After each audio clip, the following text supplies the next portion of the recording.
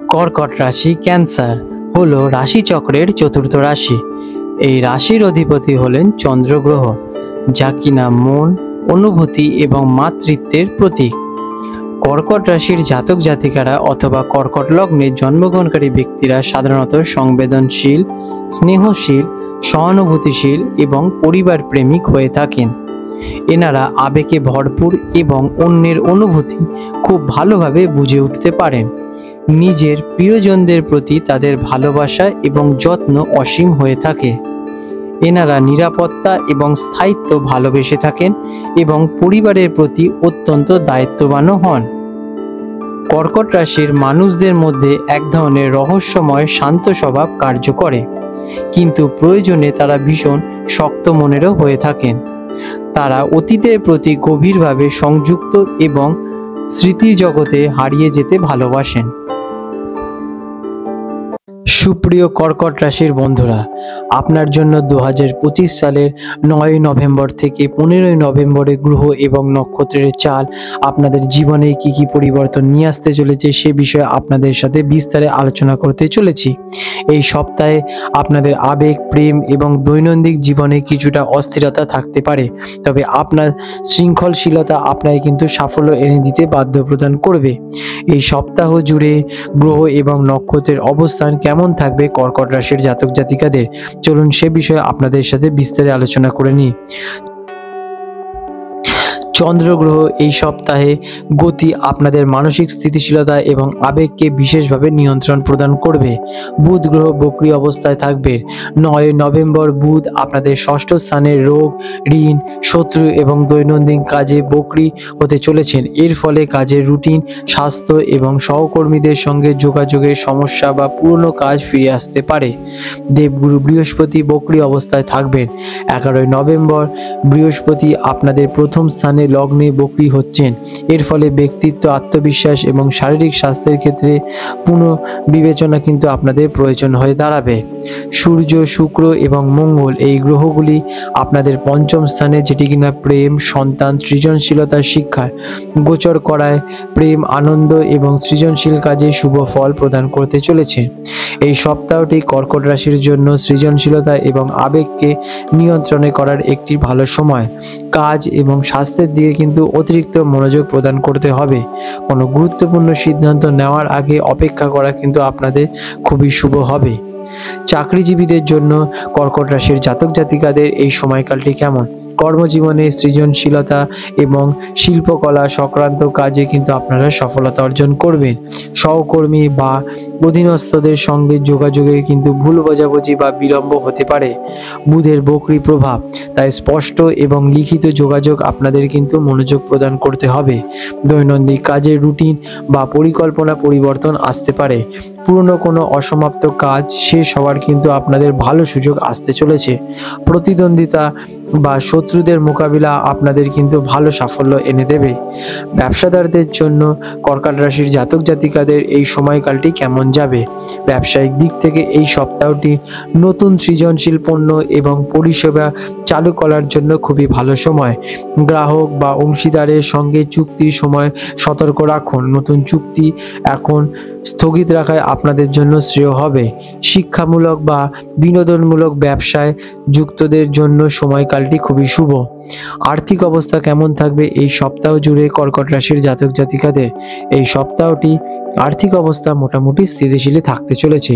সৃজনশীল কাজ, সন্তানদের শিক্ষা বা বিনোদনের জন্য একটু ব্যয় বৃদ্ধি পেতে পারে।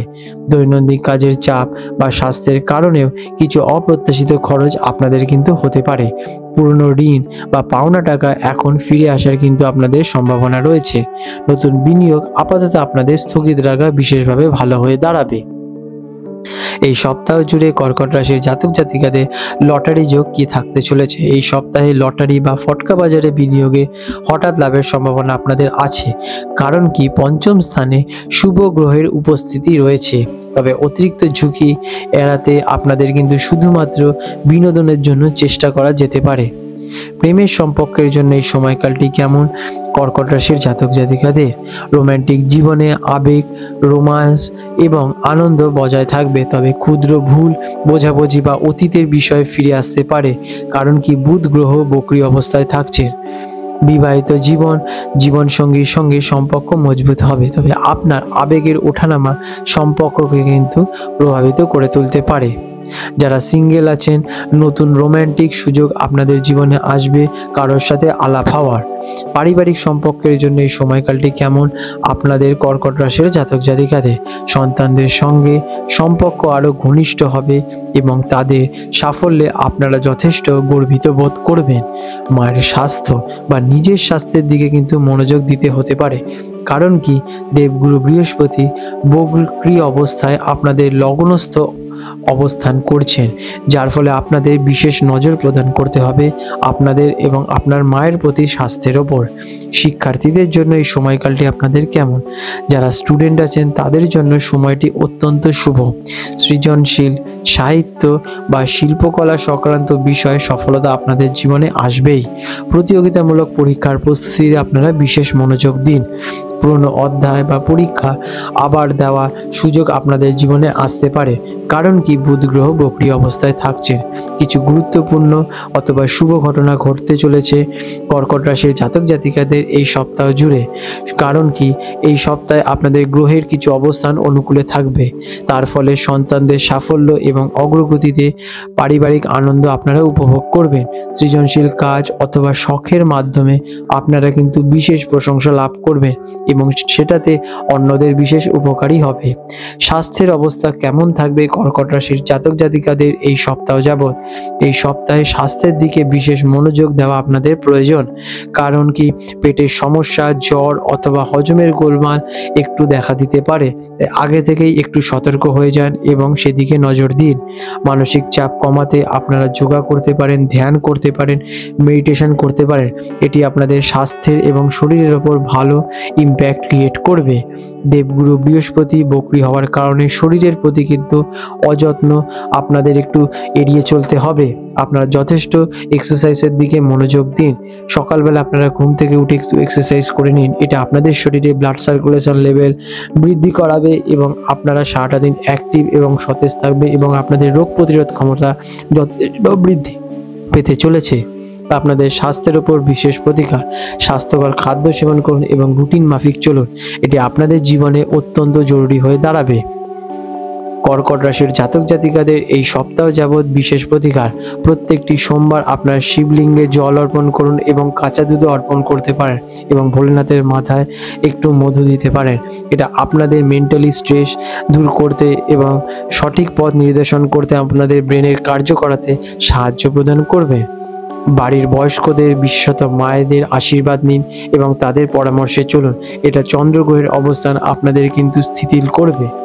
মানসিক শান্তি এবং একাগ্রতা বাড়ানোর জন্য আপনারা একটু ধ্যান করতে পারেন, এর ফলে আপনাদের কিন্তু দিক নির্দেশিকা বিশেষ উপকারী হয়ে দাঁড়াবে। এই সপ্তাহটি কর্কট রাশির জন্য সৃজনশীলতা এবং অভ্যন্তরীণ সুখের বার্তা নিয়ে আসতে চলেছে।